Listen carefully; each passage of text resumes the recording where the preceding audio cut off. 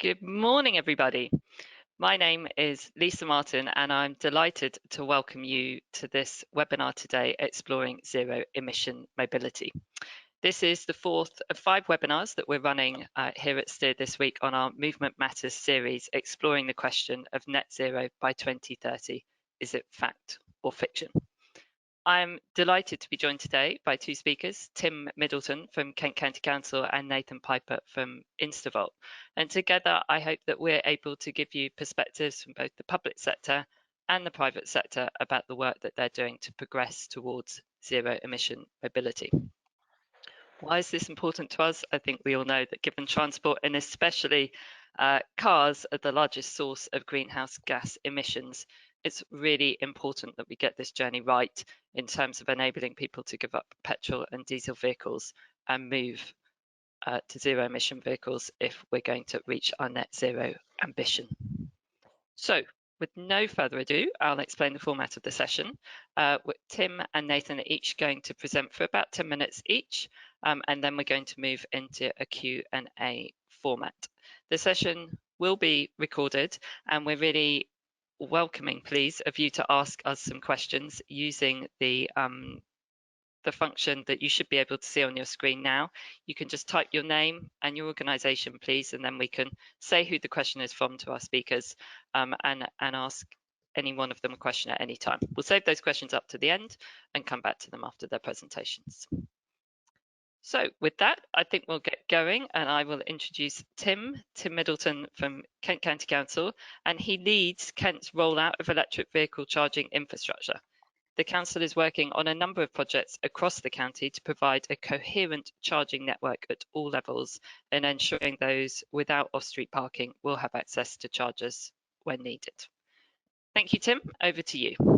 Thanks, Lisa, for that introduction. It's a bit strange actually starting a presentation and not having to introduce myself, but no, it's very kind. I think probably the most interesting bit then, on the slide that I can see certainly is the email address. So if anyone does have any questions or wants more information after this, please do get in touch.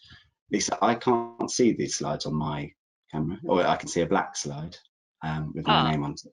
I'm sorry, so if we move to the next slide, marketing. And I'm not seeing that move either, Tim. I'm just seeing the slide with your name. I'm sorry. We will just take a moment to get that organised in the background. There we go. Lovely. Thank you very much for that. So I'll dive right in then, really. Kent County Council, I was actually just discussing this before with yourself, Lisa, but we've been working on electric vehicle charging infrastructure for about 2.5 years now, which I'm glad we have been, because it's now very much becoming a hot topic, as we can imagine, and COP26 and events like that certainly put the eyes on electric vehicles, so that's fantastic.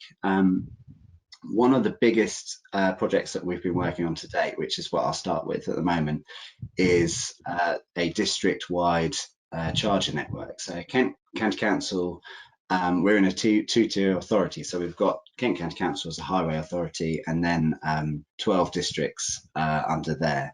So what we've been trying to do is work collaboratively with those districts, or as many as we can possibly do, and put together a project to install an electric vehicle charging network right across the county. And I'm pleased to say we've just launched that. So we've got 6 districts, and then Medway, Unitary Authority, have partnered on board. And actually since launch, I think we may well get 2 or 3 more districts sign up, which is great. We've called it the Kent 600 project. So certainly at the outset, we're looking at 150 car parks and 600 chargers, and I'm hoping we'll be able to change it to the Kent 800 or Kent 1000 actually in a few months, but we'll see. Watch the space. And it's all done under concession contract. So the supplier in this case is Connected Curb, and they've partnered with them. Dare I say it in front of Nathan, but partnered with Osprey, who provide the rapid chargers. and we're looking to create a minimum a number of chargers in each location. We went for a minimum 4. In reality, most will have more than that, which I think is really the way to go, and you know, creating this hub model to give people the assurance that they're likely to find a charger. And it is a mix of charging speeds. So the contracts the tender's been awarded, and we're cracking on with that. So we should delivery should be over the next year, up to 2 years, and we shall see. So hopefully we'll expand that even more. So that's a great project that we've got going on. Could you flip to the next slide, please? Lovely, thank you. One of our smaller projects than that, but probably more exciting locally to our smaller communities, is we have a parish electric vehicle charger network project. This was set up largely in response to calls we were getting from parish councils who said, look, we want to do something here. We've declared a climate emergency. We think it's really important. We want electric vehicle charging, but to be honest, we don't really know how to go about it. So we set up a project where we would install them for them. So these are in areas, largely rural areas, that perhaps the private sector is a bit less interested to go in because demand is lower perhaps, and connection costs are a bit more tricky. And that's where, as a local authority, we've stepped in and we've utilised grants. So it's not actually costing Kent County Council any money, but directly, other than, I suppose, staff time. But so we're basically utilising grants wherever we can and installing chargers on parish-owned land. This tends to be 7 kilowatt chargers. We do have a few 22 kilowatt chargers, which gets a little bit more speed, and that's about what we can limit really in a rural location. We do offer, so I suppose in a way we're offering a concession contract to the parishes inadvertently, because we've said, look, we're happy to give a 30% profit share back to the parish so they can spend in their local community. And we'll, you know, put the rest aside to expand the network really. And the benefits to the customer are that they could go from one parish to the next and right across the district and have a similar charging experience. And to the parish, it means Kent County Council ultimately takes responsibility for the kit and the installation. It doesn't have to cost them anything up front. Lots of them have match funded, which is fantastic. And at the moment we've got we've got a waiting list, quite a big waiting list actually, so about 50 sites, and we tend to put 2 in each. Sometimes we go up to 4. So I think we'll get to about 100 chargers by the end of next year, and possibly more beyond, or hopefully more, because we've got a lot more parishes than that. So that's a really interesting project that we've got going on, and I'm happy to talk about that more. But if we could jump to the next slide, please.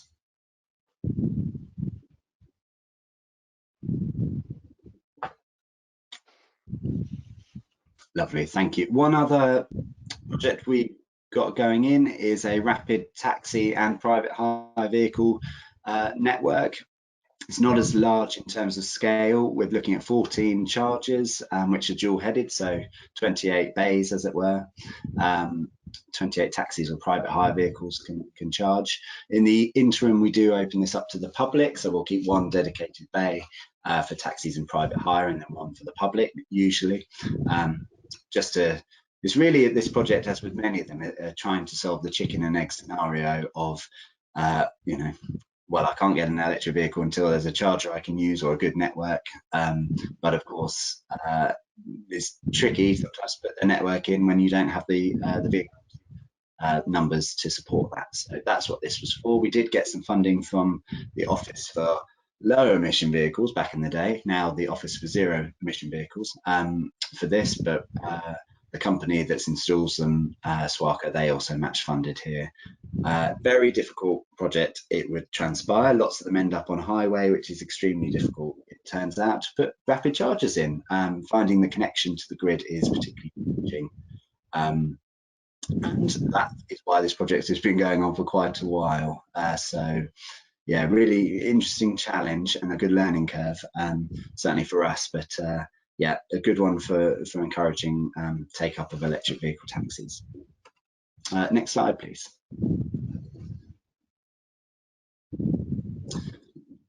Lovely. I think it did flick for a second to the on-street guidance slide, but it's flicked back. Lovely, thank you. This is just very quickly, we have published a guidance document for districts to install electric vehicle chargers on the highway, and I won't go into it really, but it sets out the guidance for what we would be able to allow as the highway authority to create safe installations on streets. As on street is, to be honest, is a very big challenge. It probably, we're taking the view, probably will be necessary in some instances or some locations, but certainly from this position, it doesn't look like it becoming a widespread solution is necessarily the way we're going at the moment, but watch that space. Who knows? The future's, the technology and the government guidance changes. So let's see. But this guidance we did publish, and I understand it's actually being put forward with another set of local authority guidance to help inform national guidance on this. So hopefully we didn't go too far wrong on that. So that's what we've got. If you could pop to the next slide, please. This really, and it's almost a plug there, but one of the projects we're now looking towards, now we've almost got the different layers of charging, as you can imagine. So trying to tackle on street and parish locations, which has their fast chargers, but of course they're slightly slower in capacity. And then we've got the district charger network, which does that medium phase, I suppose. But it would look like lots of the future, and I'm sure Nathan will talk about this more, that is heading towards rapid charging hubs. And Kent County Council, and I would encourage lots of local authorities to do the same, would quite like to take advantage of that. There will be bits of land, and we've started to identify some that frankly seemed like they weren't hugely valuable before, perhaps, that maybe could be utilised for this. So, but certainly Nathan is probably more of the expert. So that's a project for us going forward. I'm wondering whether I've got another slide. I think I might have one more, unless I've underestimated. Oh, here we go.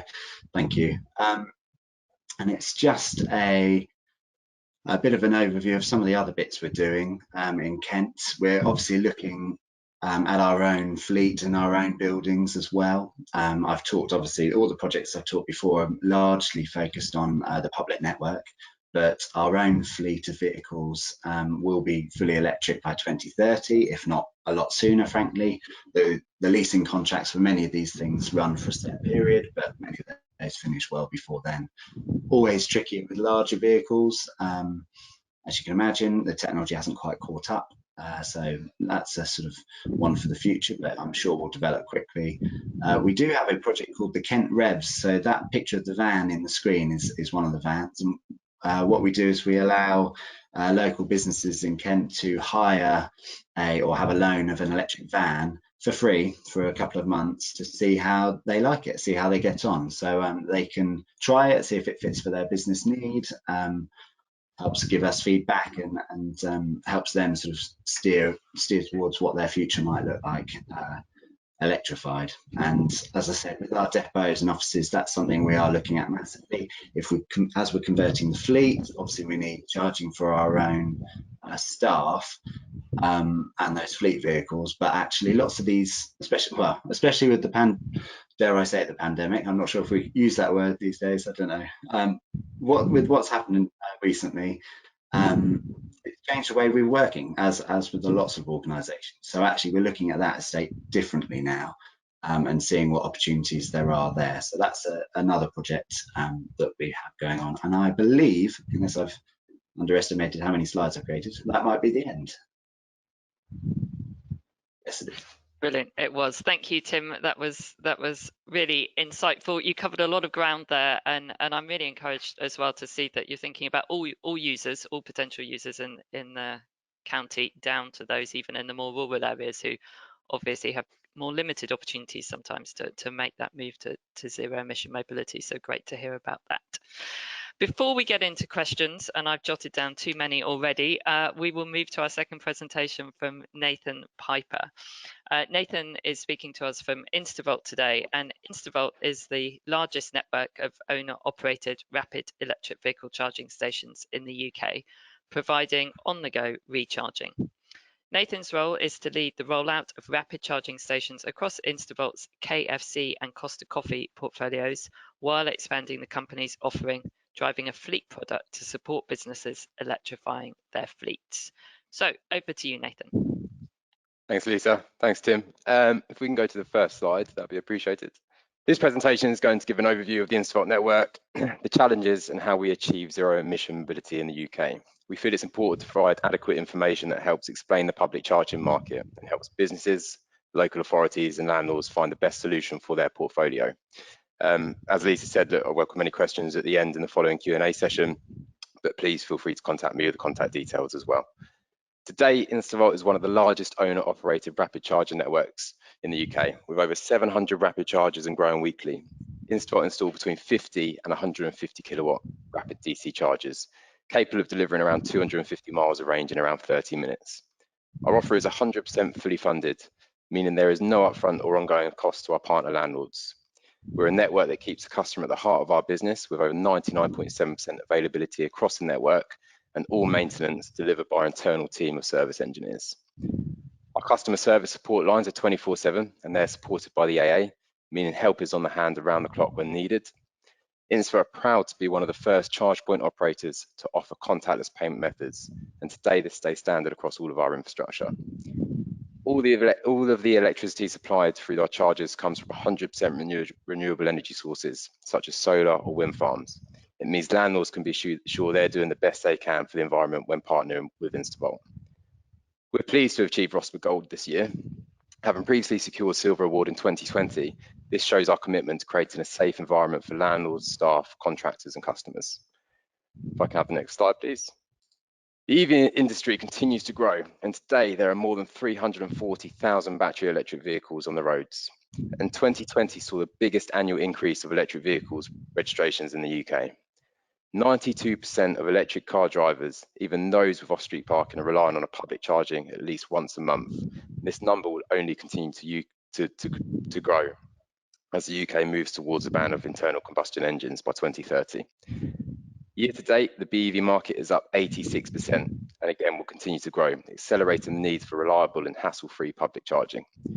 Week on week, we're reporting records of utilisation on our network, and as demand and utilisation grow, we will continue to develop and expand the network to stay aligned with the substantial uptake in electric vehicles. To meet this demand, we have ambitious plans for expansion supported by national partnerships with leading brands such as McDonald's, Costa Coffee, KFC and EH Booths. Currently, we have a pipeline to deliver 5,000 chargers by 2025 and 10,000 by 2030, so we are well aligned to deliver this for our national partnerships. We are energising more new rapid chargers per quarter than any other charge point network at the moment, so we're really proud of that for that expansion. InstaVolt is the UK's favourite public charging network, and before we'd even started exploring putting our first charger in the ground, we asked motorists what they wanted, and they told us three things: reliability, ease of use, and fast charging on the go, and we've made it our mission to deliver that. We've partnered with big brands like McDonald's, Costa Coffee and KFC to bring our rapid chargers to premium locations where our drivers can shop, enjoy a meal, have a coffee before they continue their journey. We found that drivers wanted a simple process when charging their electric vehicle.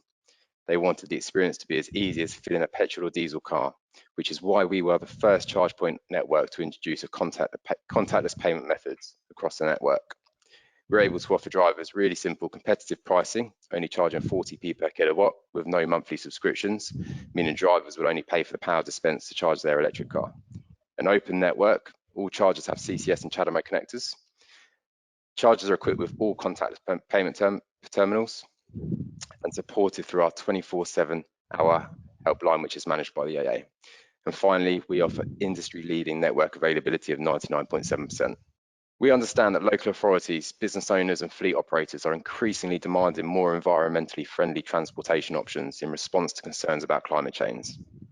The heightened awareness has also made businesses and local authorities increase transparency around climate change related solutions, such as the provision of EV charging infrastructure. It's an opportunity to attract new customers. EV drivers are always searching for a reliable rapid charging network, and having InstaVolt chargers on your site would attract current EV drivers and those considering to switch to electric. Our network attracts a wide audience of EV drivers and enthusiasts, increasing footfall as drivers actively seek out reliable charging stations on their favourite network. Increased site footfall and dwell times. On-site charges also increase the dwell times as drivers tend to spend more money locally on food, retail and beverages while they charge, helping boost local businesses. It's enhanced community engagement and reputation. Again, having an electric vehicle charging unit on your premises shows customers the business or organisation is committed to green initiatives and reducing pollution. Every electron delivered on the InstaVolt network comes from 100% renewable energy sources, meaning our commitment to clean air starts right at the source of the power we dispense. We're able to support our partner landlords with CSR and ESG with tailored utilisation reports that include greenhouse gases saved, kilowatt hours dispensed per charger per site, the sum of fuel saving in litres, and many more to accommodate business environmental reporting tools. InstaVolt's adoption of 100% renewable energy through our infrastructure and technology reduces carbon emissions. Our pioneering infrastructure promotes and improves efficiency whilst encouraging consumers to smoothly make the transition from combustion to electric with a simple, reliable charging network. And finally, our model offers a revenue stream for hosting infrastructure on your site. So our business model is to design, develop, construct, own and operate the network. This is achieved by entering into a long-term lease with our partner landlord, typically seeking to lease 2 or more car parking spaces, paying a landlord the greater of an agreed base rent or profit share for hosting InstaVolt infrastructure. We noticed a demand on local authorities requesting data to help business cases on why EV chargers should be installed within their communities. Noticing this, we put our own scoring mechanism which collects thousands of lines of data and provides either local authorities or partner landlords key outputs such as predicted utilisation per charger per day, the EV registration index in the area, the passing traffic, points of interest, and many more useful demographic or geographical information points. InstaVolt is responsible for all site design and layout. This is achieved in-house. We do not outsource any CAD or design work. Everything that is produced to a partner landlord has been executed by an InstaVolt employee. This means we are well in control of our own workload and can respond to the efficient timelines. We bring the independent metered electricity supply to each site. We do this by liaising directly with the DNO, distribution network operator, to understand the available capacity and cost associated with energising rapid chargers at each location. We will make the application for all necessary planning and secure all relevant consents, and we're responsible for supplying and managing the installation process of the charging stations, maintenance, and we will continue to invest in infrastructure to ensure it remains best in class. So building a nationwide network of rapid chargers comes with its challenges. These include securing the necessary power from the grid, securing the relevant consents from the parties involved, aligning the correct charging solution for the landlord or landowner, and maintaining a reliable network, and finally building and sustaining customer confidence. Securing the necessary power from the grid. We have established a long-term relationship with our supply chain partners, and through these we have secured availability of our outlined product solutions, which is not currently available to the wider market. Our experienced internal team of DNO experts mean we're able to deliver projects where others can't by working closely with the local DNO, finding alternative solutions where grid may be constrained. Our structure enables us to install quickly and provide early adopters advantage to our partner landlords. Securing the relevant consents. There are several legal challenges that need to be overcome before a charger can be installed, and we are lucky to have our own internal legal team who handle the process from start to finish, meaning the contract exchange runs smoothly and efficiently. And finally, aligning the correct charging solution. There are many options for EV charger installations, and our team work closely with our partners to ensure we can find the most appropriate solution for the space available. So creating and maintaining a reliable network is vital in encouraging the journey to electrification, which is why it forms such a key part of our business. The InstaVolt network is monitored in real time by our team of analysts, and as soon as a fault or issue is recorded, it's diagnosed in real time. And while most issues can be dealt with remotely, meaning resolution is swift and effective, in the rare event that a visit to the charger is required, we employ our own team of nationwide service engineers who are on standby 24/7 to ensure the network remains available. Each engineer is tasked with carrying out regular proactive maintenance, which even extends to jet washing the bays, cutting the grass, and sanitising the infrastructure. We aren't reliant on any third-party SLAs to keep our chargers operational, as our warehouse holds ample stock of rapid chargers and spare parts to facilitate replacement and swap outs in the rare event that this is considered necessary. But we're all human, and we understand that sometimes customers may need our help. That's why we've partnered with the AA, who provide class-leading customer support through 24/7 contact numbers, meaning help is always on hand whatever time of the day. One of the biggest barriers to EV adoption is how they perceive amongst non-EV drivers. Although early adopters have led the way, many mainstream consumers are unaware or just learning about the advantages of electric vehicles, and the misconception about EVs are still common. Through creating reliable, easy to use rapid charging network, our focus is to dispel the myths of public charging, which is considered to challenge unreliable, as well as addressing the charger and range anxiety concerns. We believe over the last 5 years, we've changed the perception of public charging, giving confidence to our drivers, and we're proud to have been recognised for this. So much so that drivers have voted us the UK's favourite public charging network for 3 consecutive years in the annual ZapMap driver survey, the best electric vehicle charging network from multiple brands of vehicle by Auto Express, most reliable network in the What Car Driver survey, and Private Sector Infrastructure of the Year award winner at the Electric Vehicle Innovation and Excellence Awards. We're really proud of this. We have experience of working with local authorities and councils, which started with our project with Devon District Council in 2016, when they approached us to create a network of rapid charging points to encourage the use of electric vehicles across the district.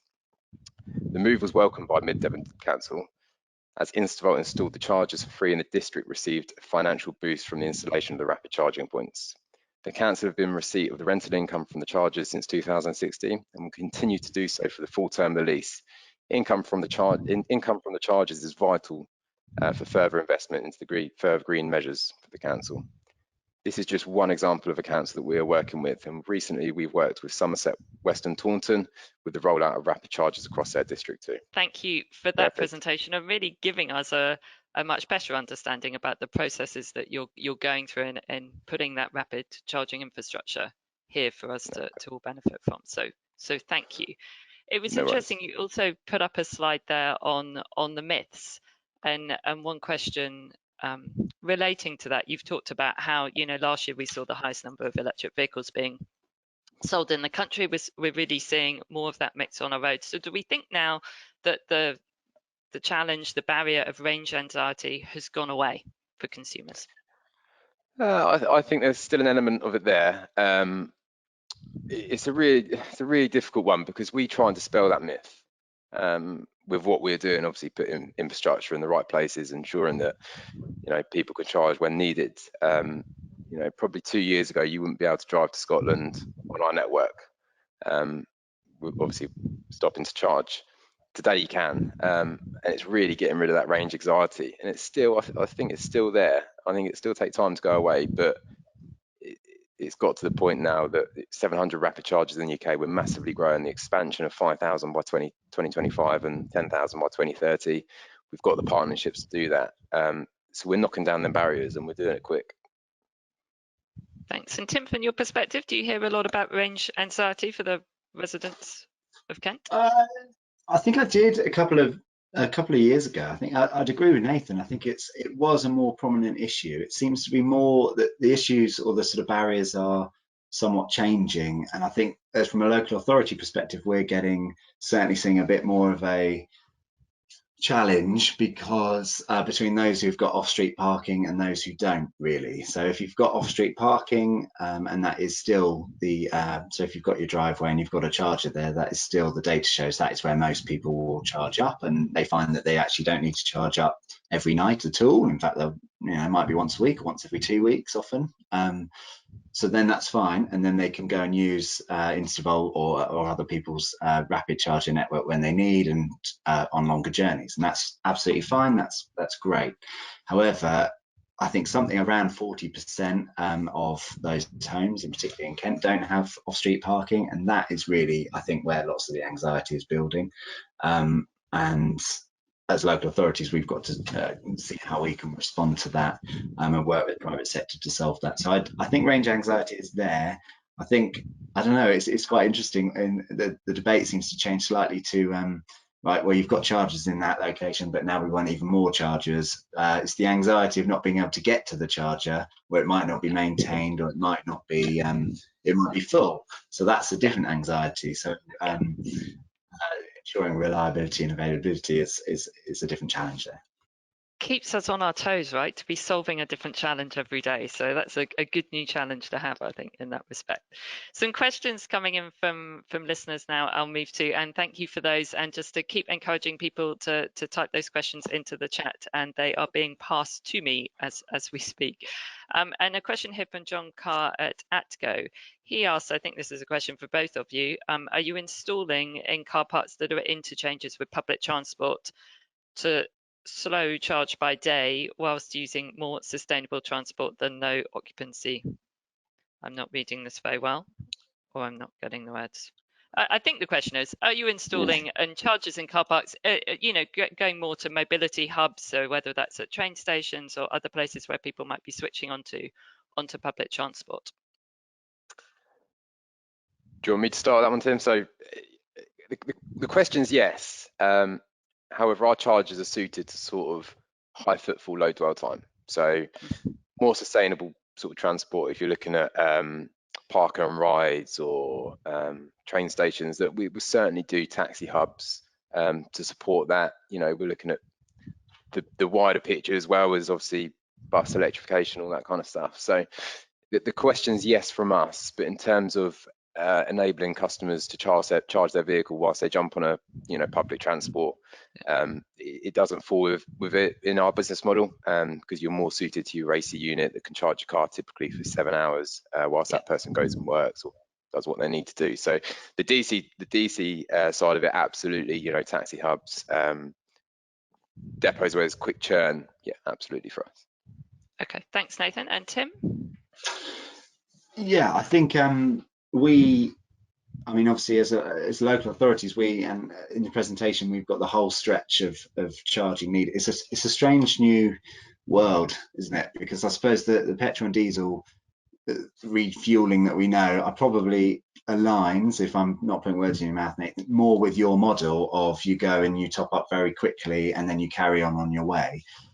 Whereas electric vehicle charging has all these different ranges of the speeds, and people are charging in different ways. And I think, give it 20 years, who knows what will be the dominant way that people are charging. But certainly at the moment, a lot of people want to charge overnight, or as Nathan says, when they go off to work. So we have to focus on, well, I say focus on it, try and do the broad spectrum. The challenge we've got is quite often we find, we do some, we've done the research, we've had consultants look at it for us, they've identified some great spots in terms of where we would love to get chargers. Then we try and do some investigations with UKPN, who's our local DNO, and there's no power perhaps in that location whatsoever, or the access to the power is across an A road and it's going to cost £1 million, so it's unviable. So actually finding, and this is really what I was alluding to on the slide about the taxi charge project, desire to get a charger in doesn't necessarily, in a certain location, doesn't necessarily mean it's doable. And from local authorities' perspective, without huge amounts of funds, it's certainly a challenge. But yes, transport hubs are certainly the future in terms of how we would like to angle it, but not always possible. Thank you both for that. And thank you, John, for the question, something very close to my heart. We've got a question here from Steve Bishop from Steer. And this is for Tim, you mentioned the challenges of installing chargers on the public highway. Can you expand a little bit on what those challenges are? I think you've just gone there a little bit now. Yeah, I don't want to sound too negative towards it, because it is, I do think on-street will, as I said, will play a role. However, I think it's not unfair to say that, well, I have this strange exercise that whenever I go anywhere new, I tend to walk down a few streets and try and think, where would I put on-street chargers here? And 9 times out of 10, it's extremely difficult. If you've got rows of terraced houses, which we've got quite a few in Kent, the streets tend to be fairly narrow, lots of cars parked up, the pavements are fairly narrow, so street clutter, width of the pavement, power availability under the road is often limited. The street lighting network, you could try and tap into that, but that limits you to maximum of about 5 kilowatts, which, well, I'm sure Nathan's been talking about 150 kilowatt charges. You can see the difference. Might be fine for overnight, but expensive, difficult. In Kent particularly, we don't enforce and control the parking. The districts do, which adds another challenge. And our fear, I suppose, or my fear is maybe a strong word, but my slight worry is if we don't do it on a really considered approach and we just say, okay, well, let's take these 3 streets, shove some chargers in, are we going to create inadvertent charging hubs where people from other roads come in, park overnight, and those people without electric vehicles in those roads say, well, hang on, I now can't park anywhere near my house. And that's what we have to take into account. It's a really difficult one. Balancing act. All right, thank you. A question now from Alex Roy from the Manchester Airport Group for both of you, and we'll come to Nathan first. The government are consulting on mandating public charging infrastructure in car parks. What are your thoughts on that? And Nathan, in coming to you first, how does that fit with your business model if this move to public car parks that people are visiting? I think that is part of our business model already.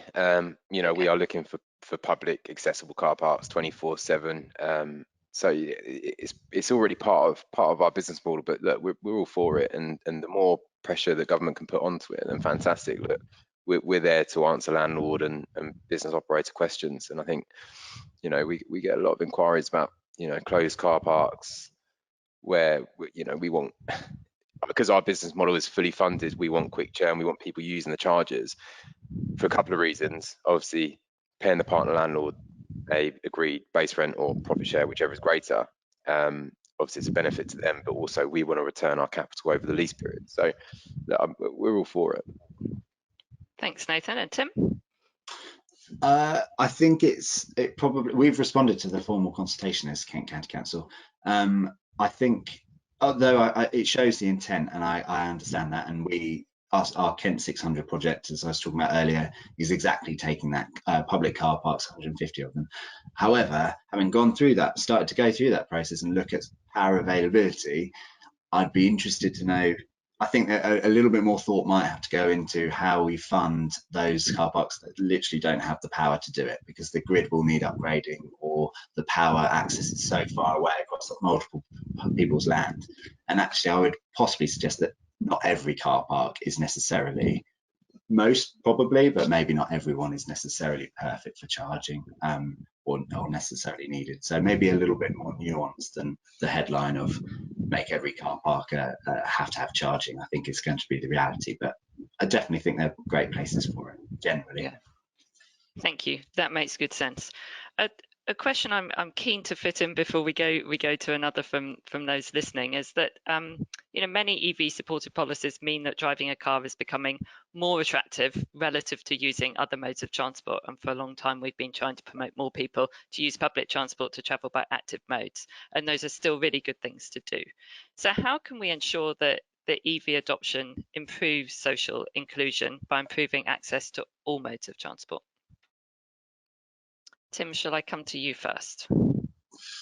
Oh, it's a big question, isn't it? I mean, Kent County Council's view on this is that we should be encouraging car driving to be almost the option of last resort. Walking, cycling, public transport's got to be the way. Ultimately, the argument goes round that even if we're all electrified tomorrow, the roads will still be congested, and you've still got issues such as that. And road safety is a massive thing for us, obviously.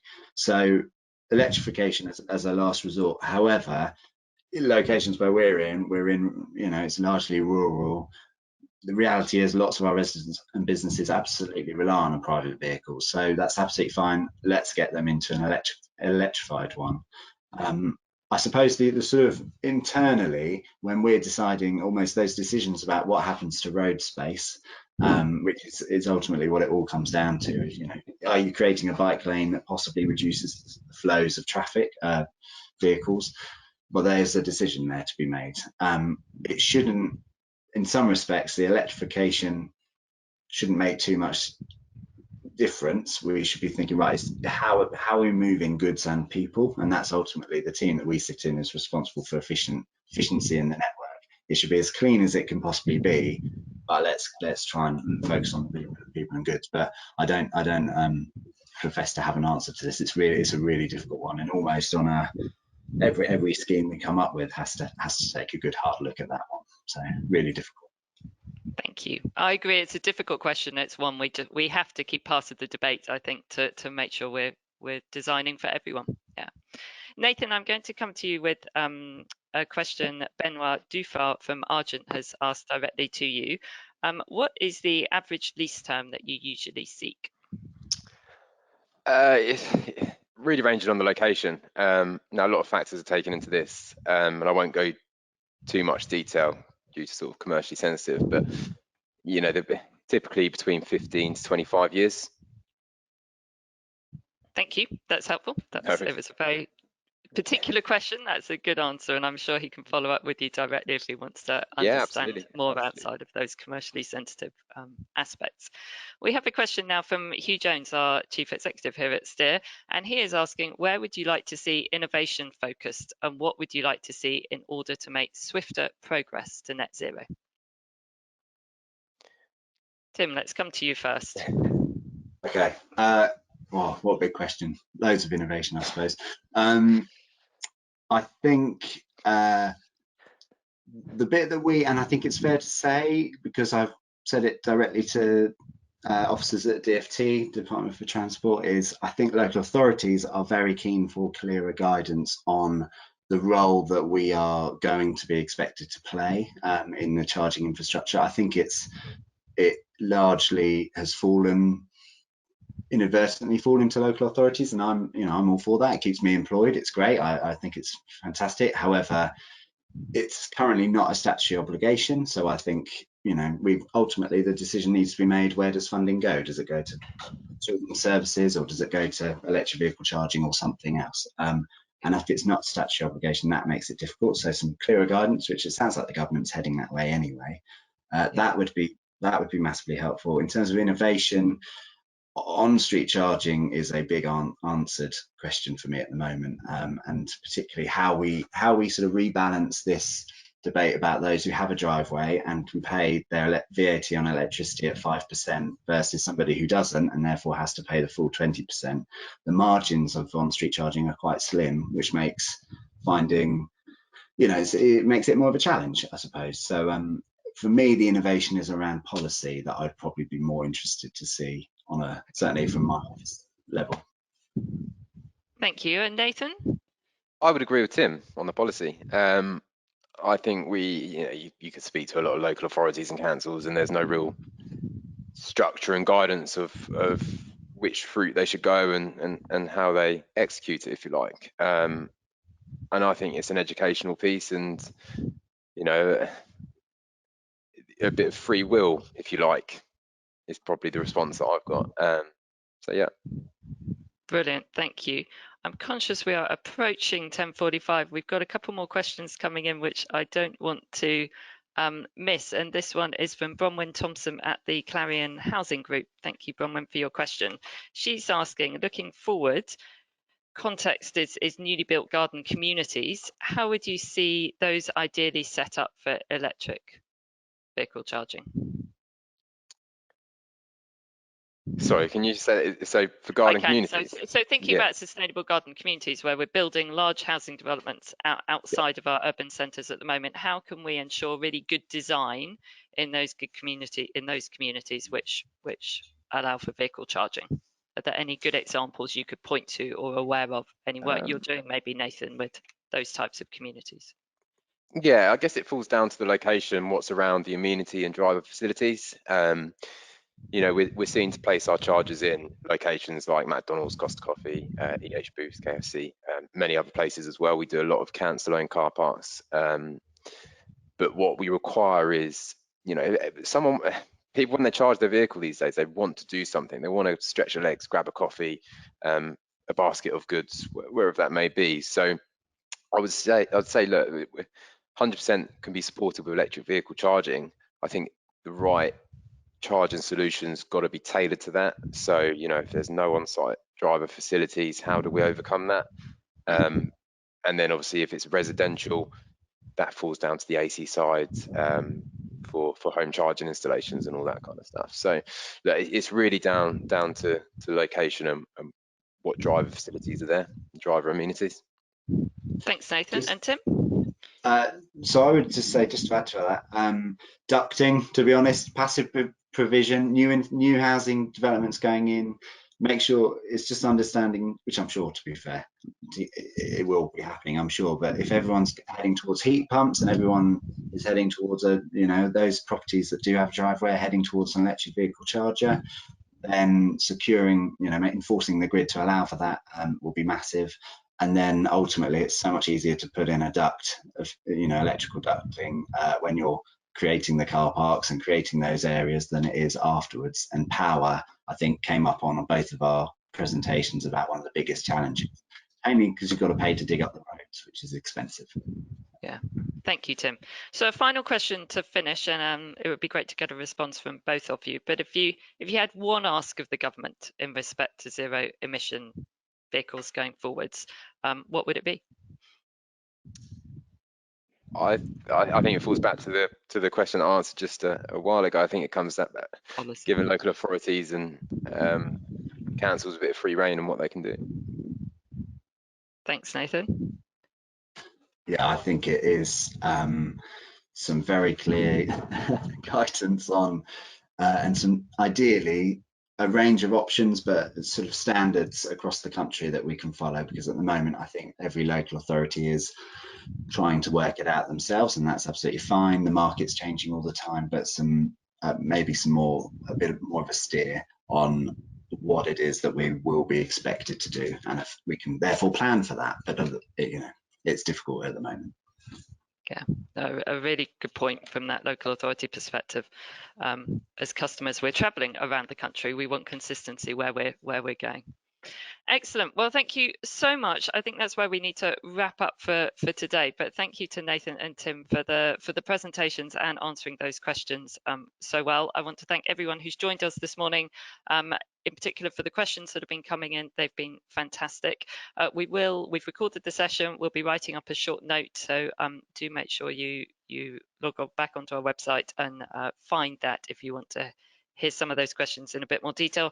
I also want to thank my colleague Chantal Shearing, who sat next to me, who leads our EV work here at Steer and has helped put the session together and passed the questions to me as we've gone through the debate this morning.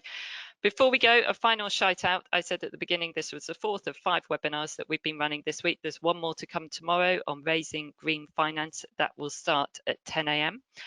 Please go to our website if you'd like to register for that. And if you're interested in any of the topics that we've covered earlier in the week, again, you'll find those recordings and notes on those on our website next week. So with no further ado, thank you very much, everyone, for taking part and listening to us, and have a great rest of Thursday. Bye-bye.